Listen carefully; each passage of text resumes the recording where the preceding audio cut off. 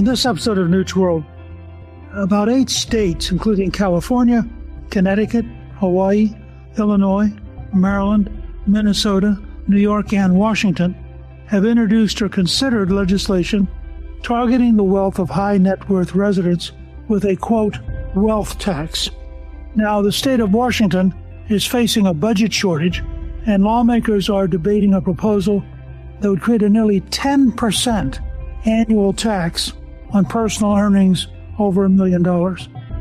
Because of the proposed blue state wealth taxes, many high net worth individuals are moving out of their home states to states like Florida and Texas. To understand this, what I think is an insane policy, I'm really pleased to welcome my guest, Jack Salmon.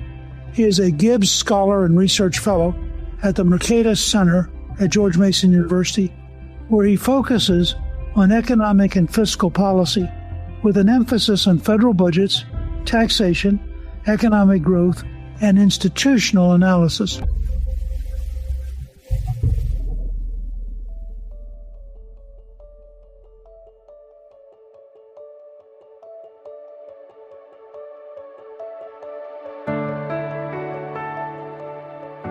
Jack, welcome, and thank you for joining me on Newt's World. Thank you for having me on, Speaker Gingrich. I appreciate the opportunity to speak about this.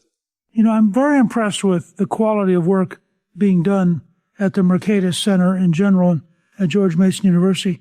Beyond this high taxation thing, what are your general focuses as a scholar? So I mostly focus on federal budgets, federal taxation, and spending debts and deficits. So the stuff that's often quite depressing in the policy space. But I've been paying increasing attention to what's happening at the state level because I've noticed in recent years, particularly sort of post-COVID years, that there's been a movement of blue states towards applying surtaxes and additional capital gains. And now we're seeing proposals for wealth taxes on high earners.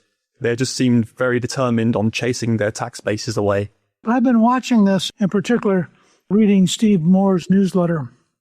I think it's stunningly stupid because we have a good history of this. We've seen countries like France try this sort of thing and drive so many people out of the country that they had to repeal it. Let's start with the Washington state, because 5 years ago, Washington was one of the 9 states that had no income tax. Now they've passed a 9.9% tax on income over $1 million. What happened to change it so dramatically? Yeah, you're right. Washington was actually one of the more attractive states as it relates to tax competition. There's a reason why there's so many sort of well-known businesses based in Seattle and in the state broadly, right? Costco is from Washington state, the Amazon headquarters in Seattle. And there's been a net positive movement of particularly high-earning individuals, entrepreneurs, innovators into that state, in large part because of its competitive tax policy. Well, what's happened is we're told that it's sort of a budget problem, right? We have budget shortfall, but in reality, what it is a spending problem. In Washington state, the level of spending has doubled in the past decade alone. And so by 2021, the state policymakers proposed to implement for the first time a 7% capital gains tax on those making $250,000 and above. A few years later, they again had a budget shortfall. Part of this is because some of the highest earning taxpayers in the state left the state. This doesn't just include people in that bracket, the 250,000 and above, but it includes billionaires like Jeff Bezos, who have been in that area for many years. He moved to Florida and took his tax dollars with him. In fact, in 2024 alone, Jeff Bezos filed to sell 75 million shares. He sold $13.5 billion in stock. And that's revenue that the Washington state won't be collecting in its coffers because of that. Now, again, they're in a position where they have another budget shortfall, and it's not a revenue problem, right? If anything, they're chasing their tax base away, as we've seen.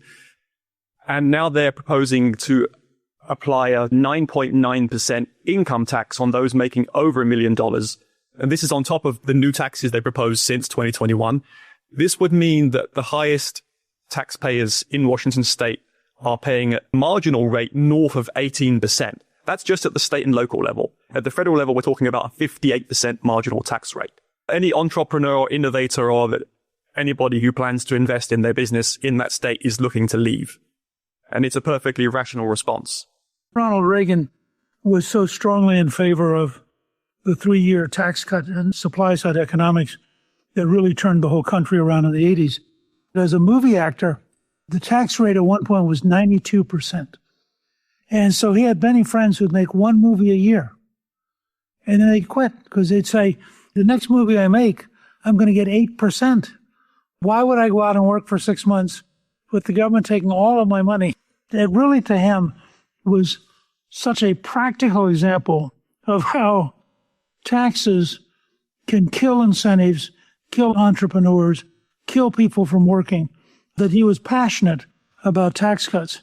Now, I'm really curious, when you start talking about a 58% marginal tax rate, and you watch literally in real time very wealthy people leave, why do the state legislators not sort of get the hint?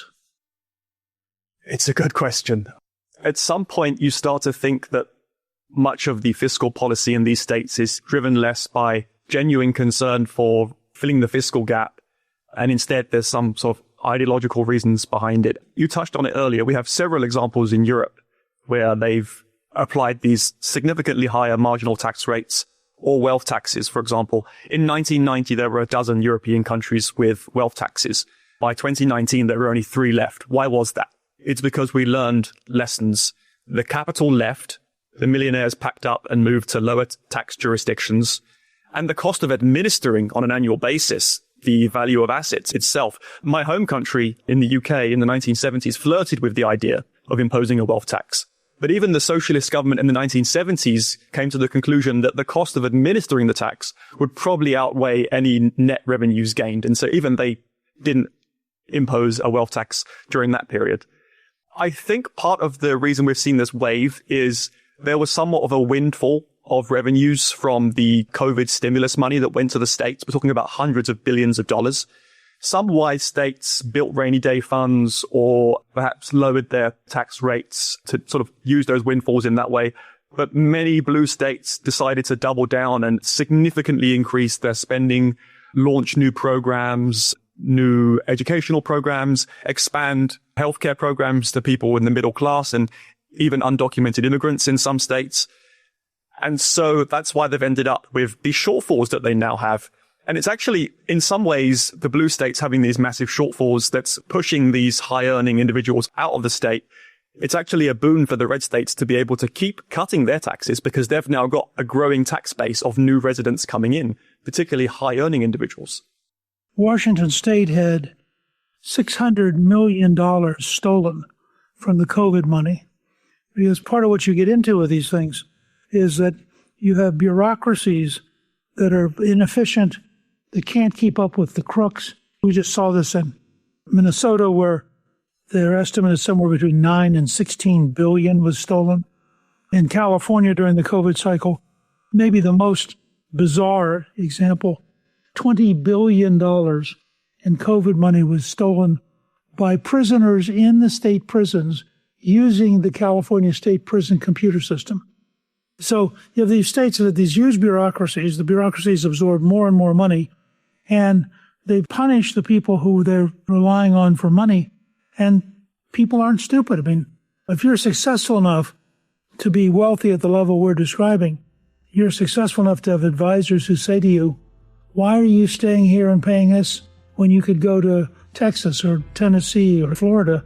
And I noticed that in Washington State, they had 2,300 high earners left the state in 2021, and they had 6,400 more left the state in 2022.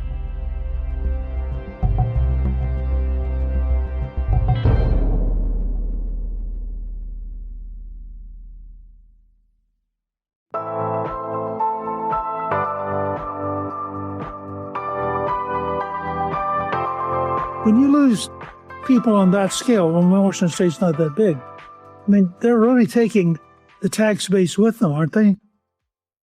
Yes. And although those numbers might not seem that grand in the grand scheme of sort of millions of residents, I'm just focusing there on the highest earners that the IRS data has available.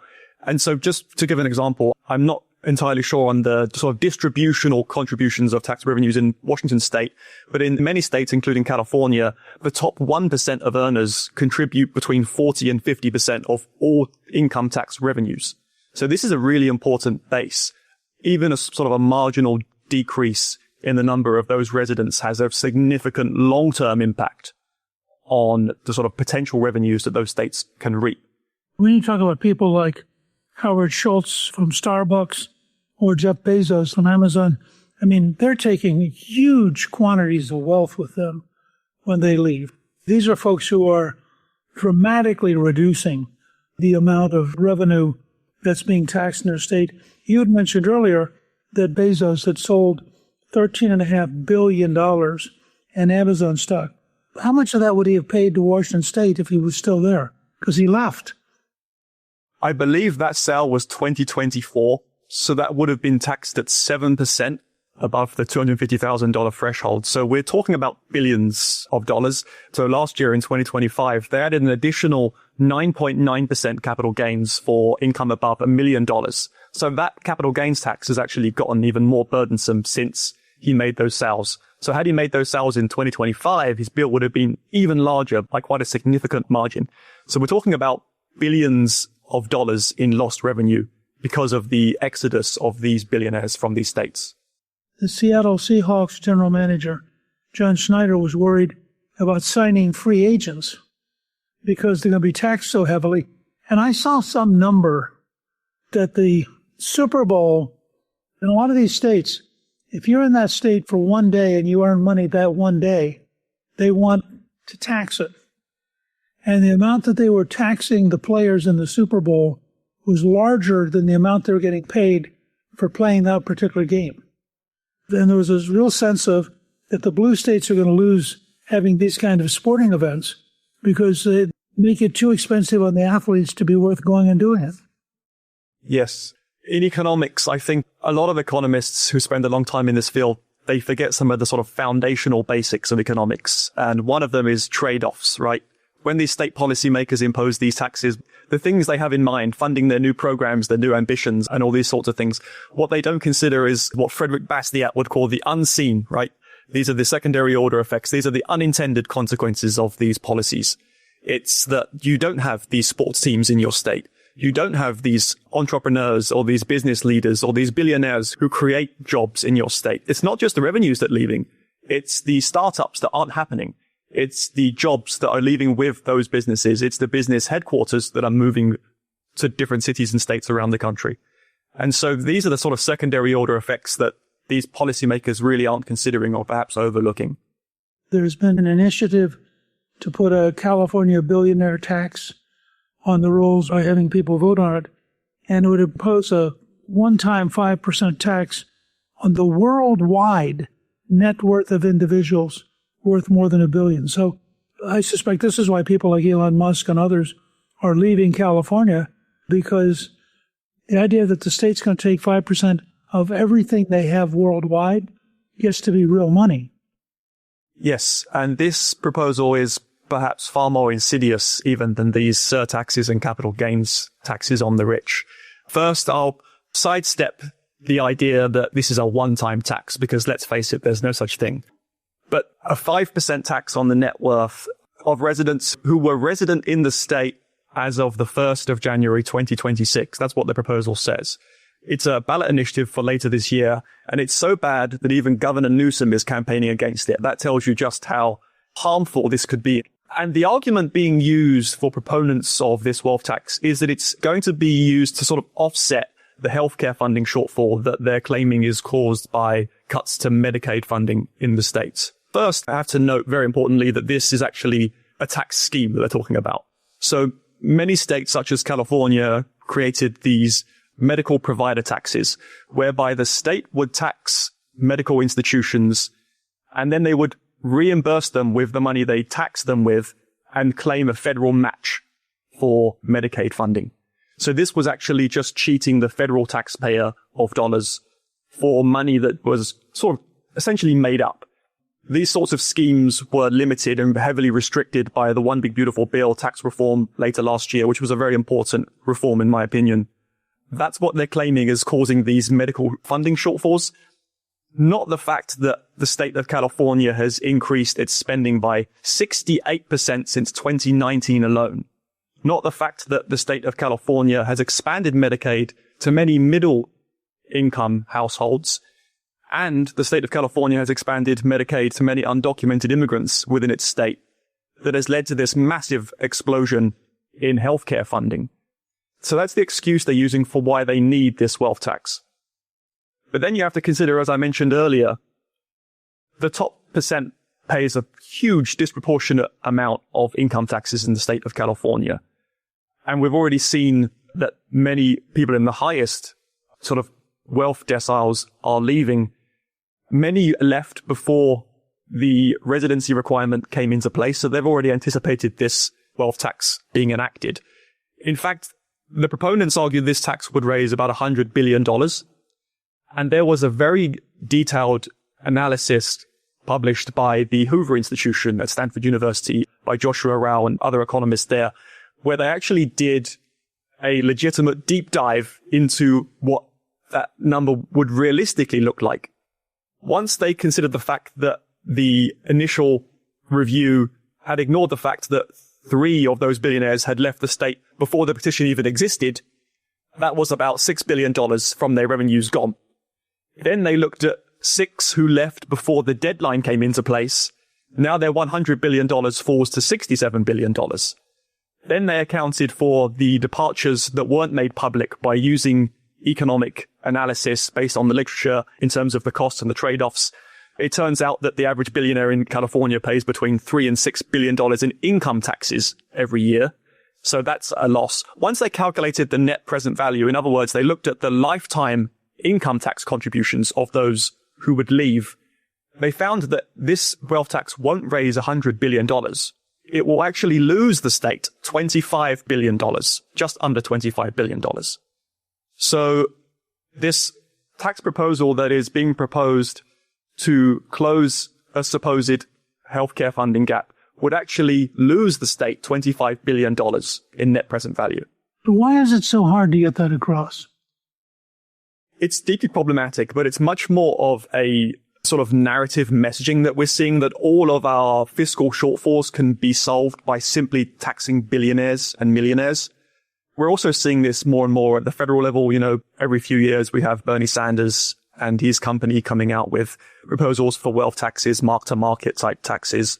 So these are annually applied wealth taxes. He doesn't hide the fact that this isn't a one-time, unlike California.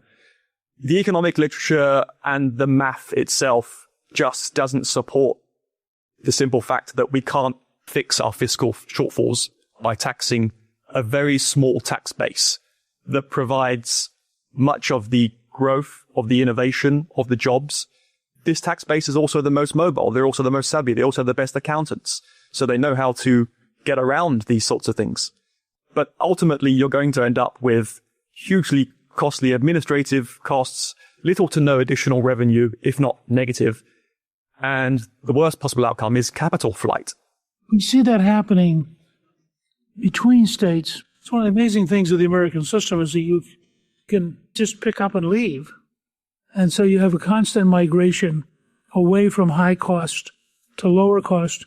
I think what we're seeing now in both New York and California is that for a long time they could get away with higher taxes because the quality of life was such, that the local cultural things were such, etc.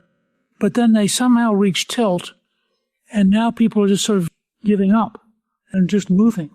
The secondary effects of all that, in terms of who's going to be around to sustain the opera, who's going to be around to go to plays and Broadway, etc., we could be watching a really profound shift in activity and creativity away from these very high-cost blue states to the rest of the country.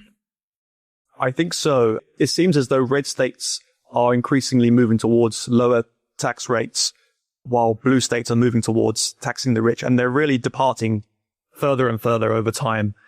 And I think we're going to continue to see those sorts of migrations of high earners from blue to red states. But I would also caution the red states to use the additional revenues wisely. This is where my primary interest in the federal fiscal situation comes into play here. because I think given how dire the federal fiscal situation is, we're only about 6 years away now from Social Security and Medicare trust fund depletions. That's going to be a serious fiscal burden in about 6 or 7 years. We're running $2 trillion deficits with no end in sight, and that's only getting worse. And our entitlement programs are growing well beyond our potential economic growth rates. And the first sets of spending that are going to be the low-hanging fruit are funds to the states. So I think if we come to a sort of fiscal inflection point, as my colleague Véronique de Rougy calls it, in a few years' time, it will be the state funding, the state federal funding that gets cut first. It's probably one of the first things on the chopping board. So I think if the red states are wise, they'll use these broadening bases, this growing tax base of high earners, to build rainy day funds and to start, if they can, to lower their dependence on federal funding. Because I know there are many states, including red states, that receive 30, 40% of their revenues from the federal government, and that simply isn't sustainable.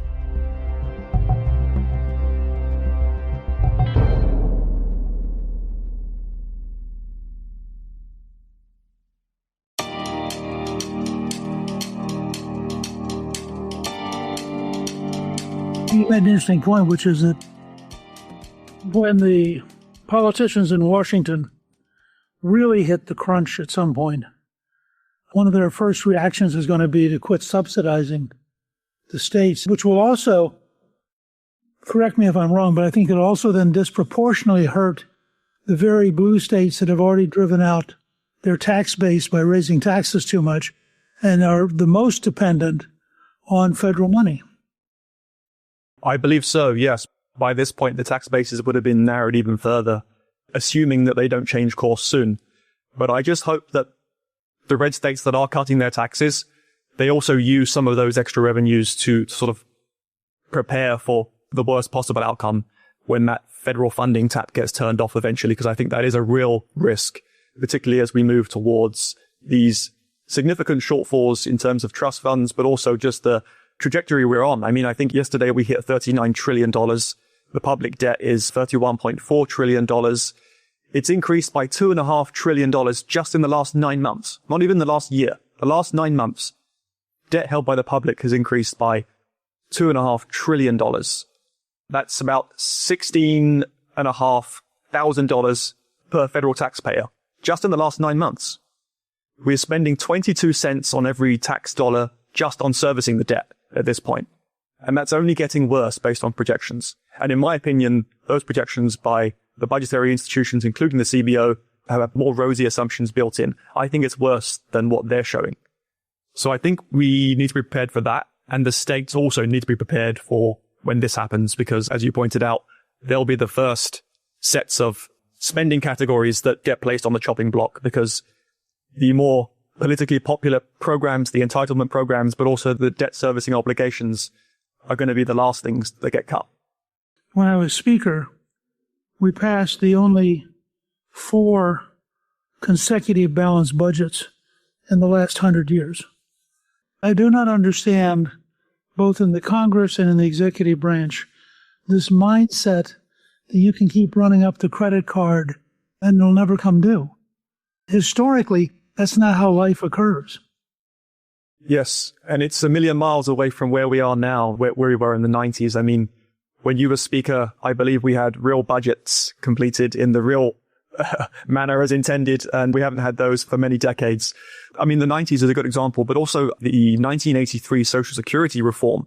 A lot of people forget just how close we came in the early 80s to trust fund depletion with Social Security. This isn't the first time we've gotten this close. We were about 1 year away from there being no money left in the Social Security system. And it was a last minute fix, and it was painful. I mean, they had to raise the retirement age over those years. They had to raise the federal insurance contribution taxes, the payroll taxes on workers. But the problem that we're facing now is about twice as large in terms of the fiscal costs as it was in 1983. So even if we leave it until the last minute to come up with a fix, it's going to be incredibly painful. One of the things I think we've got to somehow bring much further to the front of the conversation is the fact that I think current projections are that Social Security will go broke in about 2032, which is not very far away. What's your sense of the timing on both Social Security and Medicare trust funds?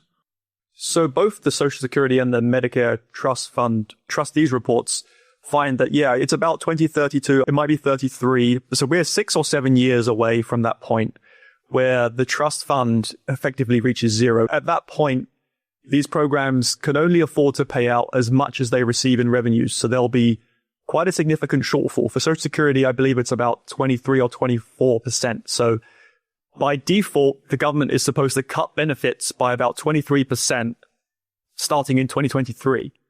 Now, whether or not they do that is another question. Alternatively, they may raise taxes, or possibly the worst possible outcome, they borrow it with general funds, and we could end up with significant inflation. Either way, this is a countdown that's coming up quick, and it's very significant because both Social Security and the Medicare Hospital Insurance Trust Fund deplete around the same time. I've calculated the 30-year shortfall, including the interest cost of these two programs, and it's about $120 trillion of shortfalls for both programs plus the interest cost. So that's over 30 years. That's money that we don't have to support those two programs that we're going to have to get from somewhere.